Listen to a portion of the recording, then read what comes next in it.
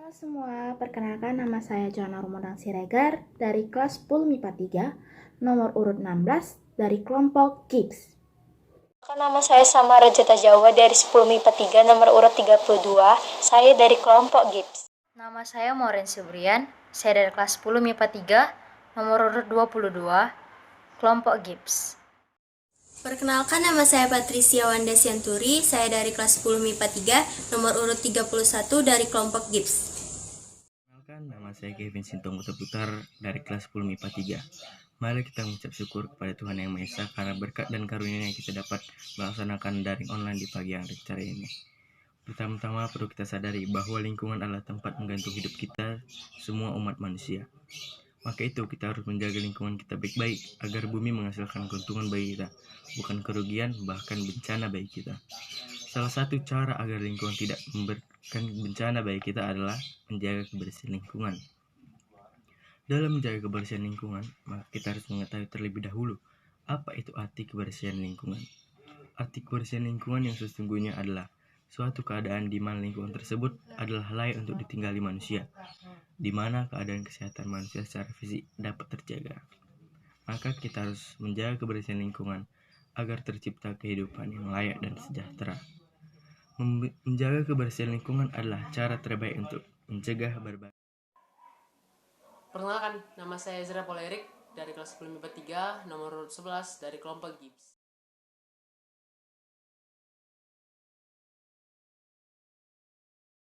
Contoh soalnya seperti ini ya teman-teman. Perkalian silang vektor. Perkalian silang vektor A dan B atau ditulis A kali B didefinisikan sebagai perkalian vektor A dengan komponen vektor B yang tegak lurus vektor A. Berdasarkan gambar di atas, komponen vektor yang tegak lurus dengan vektor A adalah B sin A.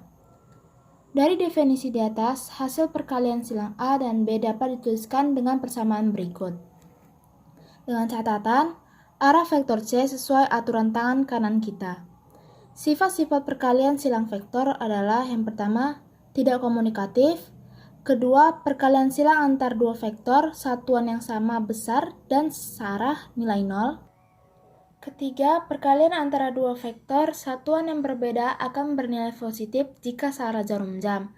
Sebaliknya akan bernilai negatif jika arahnya berlawanan dengan jarum jam.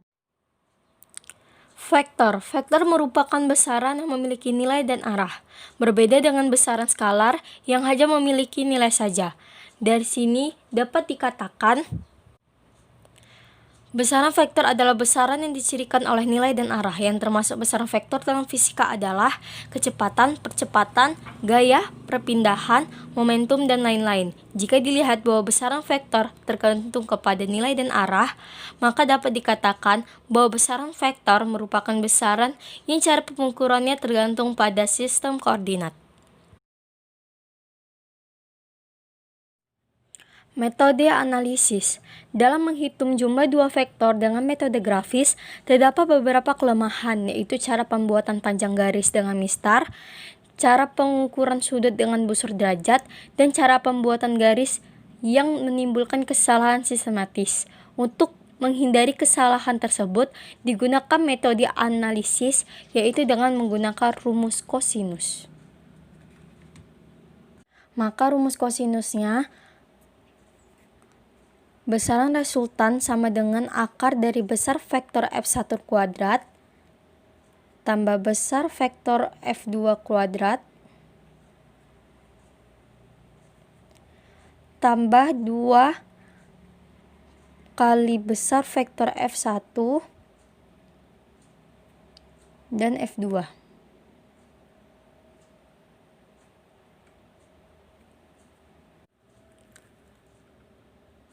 Kosinus alfa, dan biasanya sudut alfa tersebut berada di antara 0 derajat sampai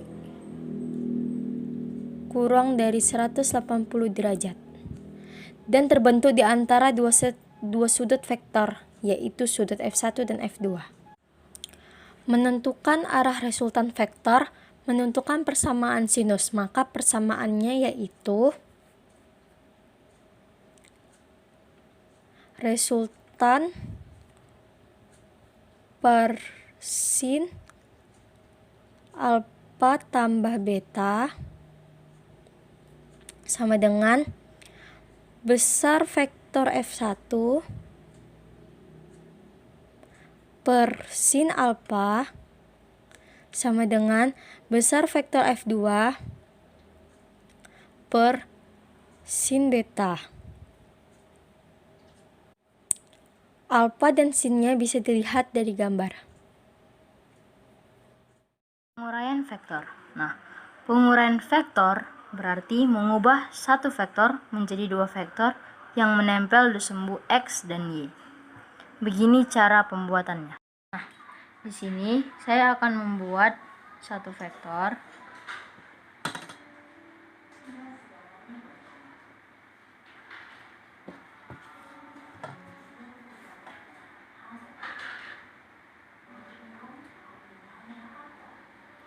Nah,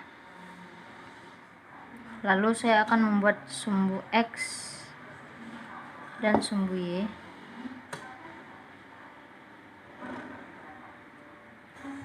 Ini dia. Ini adalah vektor F. Nah, ini adalah sumbu X dan ini adalah sumbu Y. Oke. Ketika vektor membentuk sudut alfa terhadap sumbu X, maka vektor tersebut dapat diuraikan terhadap komponennya. Seperti ini.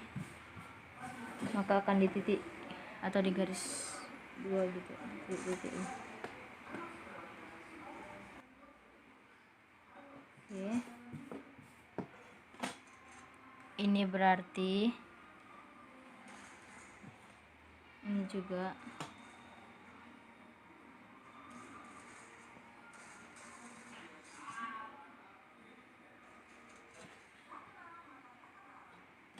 ini berarti vektor X karena dia berada di sumbu X. Dan yang ini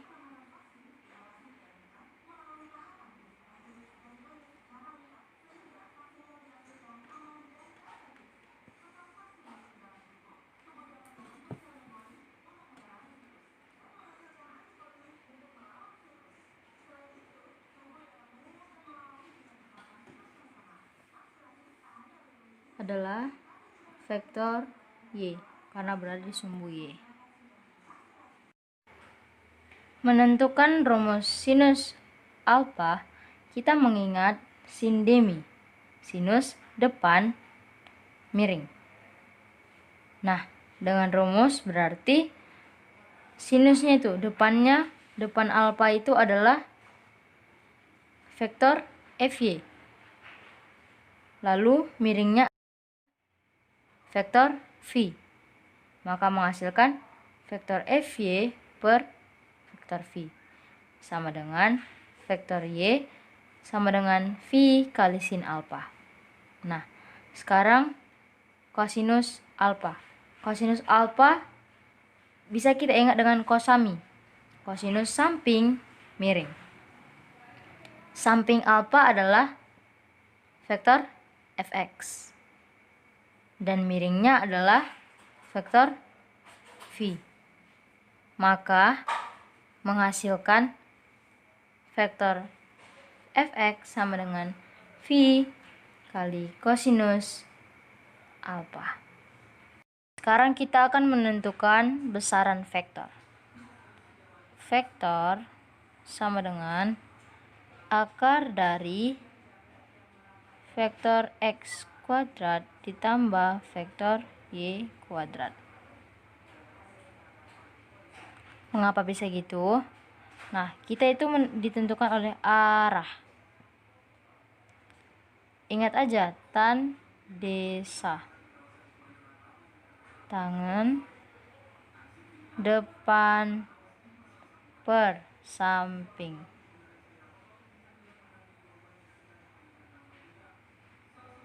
Tangan alfa sama dengan tangan depan adalah vektor Y per samping vektor X. Begitu adalah penguraian vektor.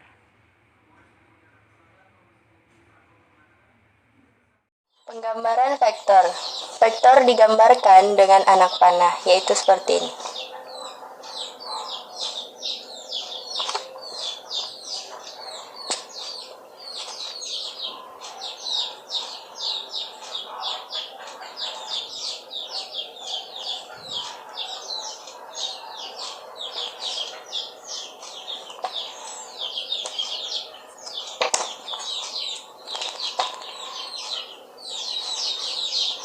Ini adalah pangkal nilai arah.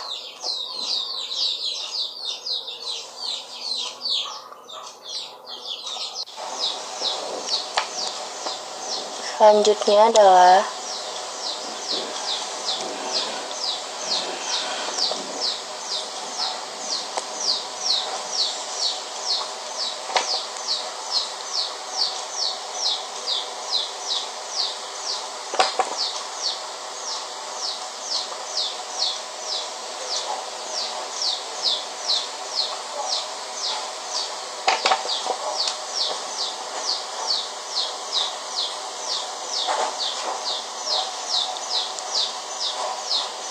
dibaca vektor AB.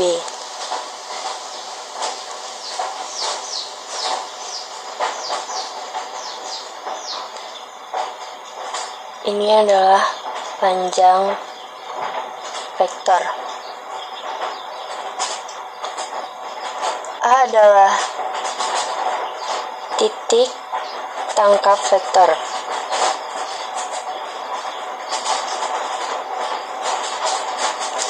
Sedangkan B adalah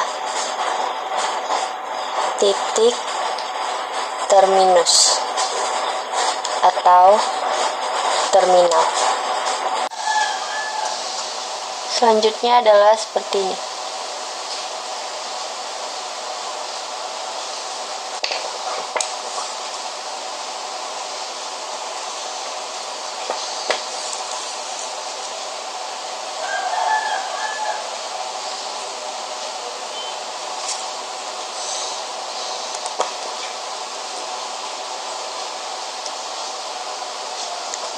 B sama dengan dibaca vektor B. Yang ini adalah besar vektor.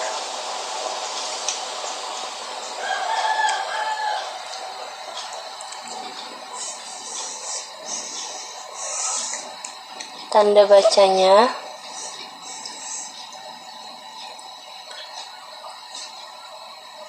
tulisan cetak.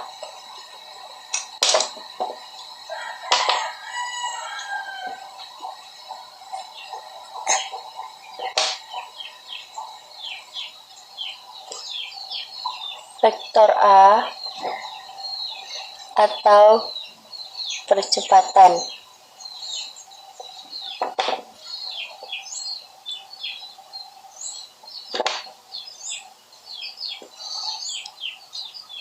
Vektor F atau gaya.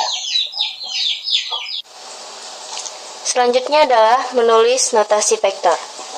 Besar atau nilai vektor ditulis dengan lambang vektor yang diberi nilai mutlak. Contohnya seperti ini.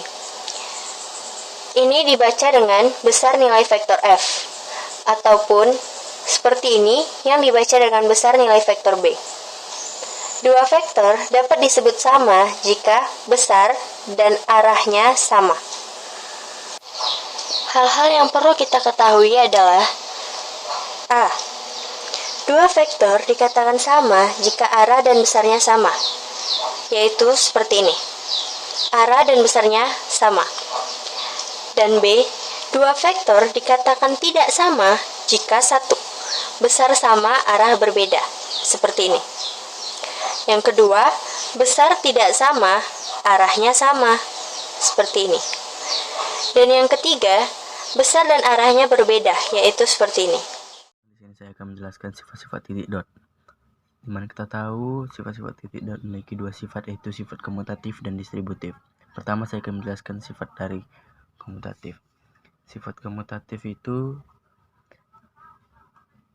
memiliki rumus, yaitu A dot B sama dengan B dot A, atau A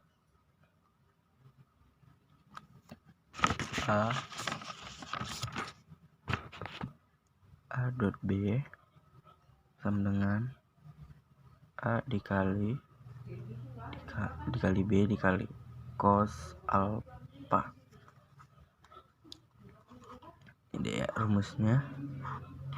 Oke. Sifat komutatif juga memiliki syarat, yaitu jika syaratnya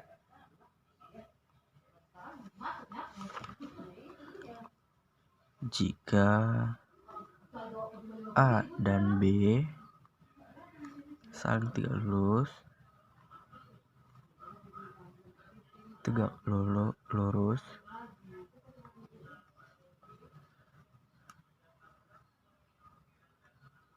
karena memiliki nilai 0, dan juga jika A dan B searah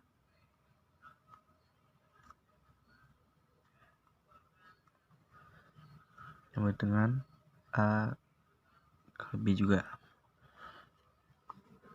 Ketiga, jika A dan B berlawanan,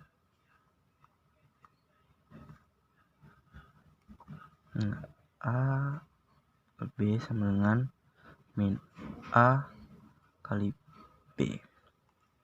Nah,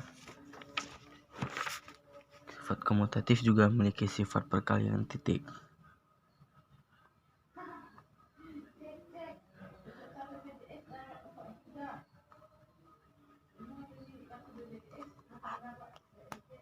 Di mana I kali I sama dengan J kali J, K kali K sama dengan memiliki nilai yaitu 1.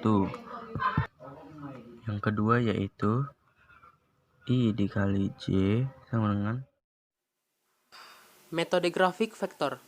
Ketika menggunakan metode grafik, penggambaran vektor harus sesuai dengan skala sebenarnya. Arah vektor sesuai dengan arah anak panah vektor, dan besar vektor harus sesuai dengan panjangnya. Setelah itu, kita tahu dapat menggunakan metode penjumlahan atau pengurangan vektor untuk menentukan besaran arah resultan vektor. Setelah itu didapatkan ukuran panjang dan arah vektor menggunakan busur derajat. Kelemahan dari metode ini adalah dapat menimbulkan kesalahan sistematis ketika menghitung dua vektor atau lebih. 1. Cara menjumlahkan vektor dengan metode segitiga. Metode segitiga adalah cara penjumlahan dua vektor dengan memindahkan titik tangkap salah satu vektor ke ujung vektor lainnya, kemudian menarik garis lurus dari pangkal ke ujung vektor tersebut. Garis lurus ini merupakan hasil penjumlahan vektor atau vektor resultan. Misalnya, kita akan menjumlahkan vektor A dan vektor C. Maka dengan menggunakan segitiga, langkah-langkahnya adalah sebagai berikut. Langkah pertama, gambarlah vektor A dan vektor C di mana titik tangkap atau titik pangkal vektor C berada di ujung vektor A seperti yang diperlihatkan pada gambar berikut ini. Langkah kedua, gambarlah sebuah vektor dimulai dari titik tangkap vektor A menuju ujung vektor C. Vektor ini adalah vektor hasil penjumlahan A tambah C atau disebut sebagai vektor resultan yang dilambangkan dengan R seperti yang diperlihatkan pada gambar berikut ini. Jika kalian perhatikan, ketiga vektor tersebut membentuk bangun segitiga. Oleh karena itu, metode penjumlahan vektor seperti ini disebut dengan metode segitiga. metode segitiga hanya dapat digunakan untuk melukiskan penjumlahan dua buah vektor saja. Untuk penjumlahan vektor yang lebih banyak, maka bisa menggunakan metode poligon atau jajar genjang. 2. Cara menjumlahkan vektor dengan metode poligon. Metode poligon adalah cara penjumlahan 3 atau lebih vektor dengan saling menghubungkan pangkal vektor yang satu ke ujung vektor yang lain sedemikian rupa hingga vektor terakhir. Kemudian, menarik garis lurus dari pangkal vektor pertama menuju vektor terakhir. Garis lurus inilah yang disebut sebagai hasil penjumlahan vektor atau resultan vektor. Misalnya, kita akan menjumlahkan vektor A, B, C, dan D. Maka dengan menggunakan metode poligon, langkah-langkahnya adalah sebagai berikut. Langkah pertama, gambarlah vektor A, B, C, dan D di mana pangkal vektor B berada di ujung vektor A, pangkal vektor C berada di ujung vektor B, dan pangkal vektor D berada di ujung vektor C, seperti yang diperlihatkan pada gambar di bawah ini.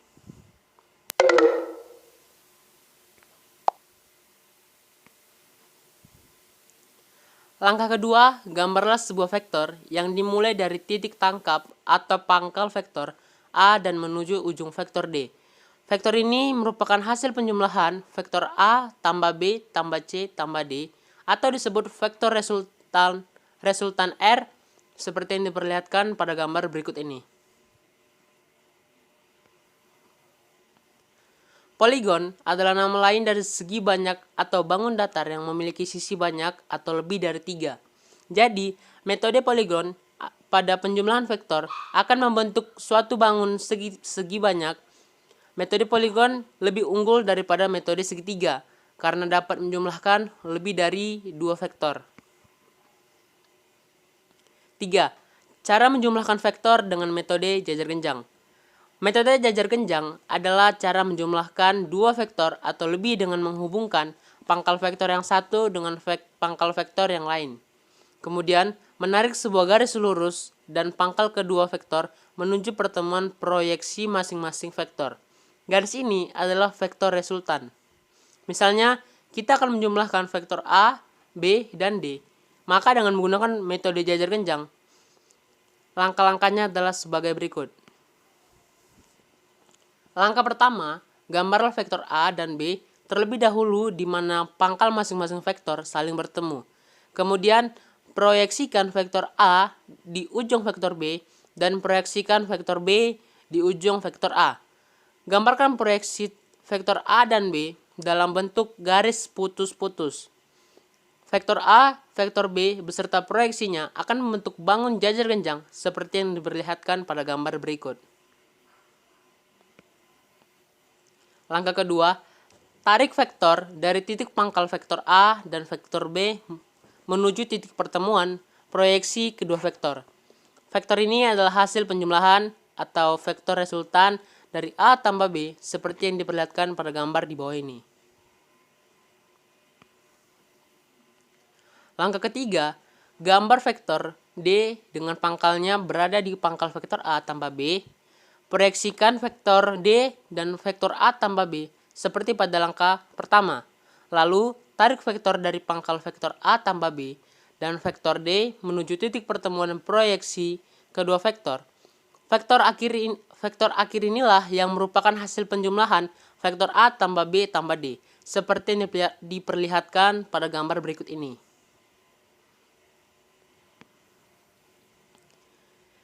Metode jajar genjang lebih unggul dibandingkan dengan metode segitiga maupun poligon. Hal ini dikarenakan metode jajar genjang dapat digunakan untuk menjumlahkan 2 vektor atau lebih. Meskipun demikian, metode jajar genjang tidak dapat menentukan besar dan arah vektor resultan secara kuantitatif.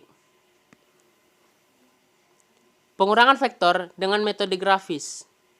Tentukan resultan dari pengurangan vektor A kurang B kurang C sama dengan D dengan metode grafis. Cara penyelesaiannya, pengurangan vektor dengan metode grafis adalah sama dengan pada penjumlahan vektor, tetapi arah dari vektor pengurangan dibalik atau diputar 180 derajat. Soal di atas dapat diselesaikan dengan langkah langkah sebagai berikut. Langkah pertama adalah menggambarkan vektor A, kemudian letakkan vektor B di ujung dari vektor A. Lalu, tarik garis lurus panjang vektor B, tetapi arahnya dibalik, diputar 180 derajat. Berikutnya, letakkan pangkal vektor C di ujung dari vektor B. Lalu tarik garis lurus panjang vektor C, tetapi arahnya dibalik atau diputar 180 derajat. Langkah terakhir adalah menarik garis lurus dari pangkal vektor A sampai ujung vektor C, lalu beri nama vektor D. Hasil dari pengurangan vektor A kurang B kurang C sama dengan D ditunjukkan pada gambar di atas bagian kanan, yaitu seperti ini.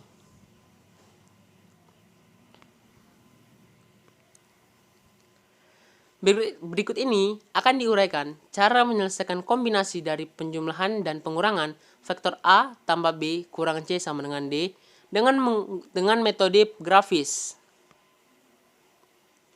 Soal di atas dapat diselesaikan dengan langkah-langkah sebagai berikut. Langkah pertama adalah menggambarkan vektor A. Kemudian, letakkan pangkal dari vektor B pada ujung vektor A. Kemudian tarik garis lurus sepanjang dan searah vektor B.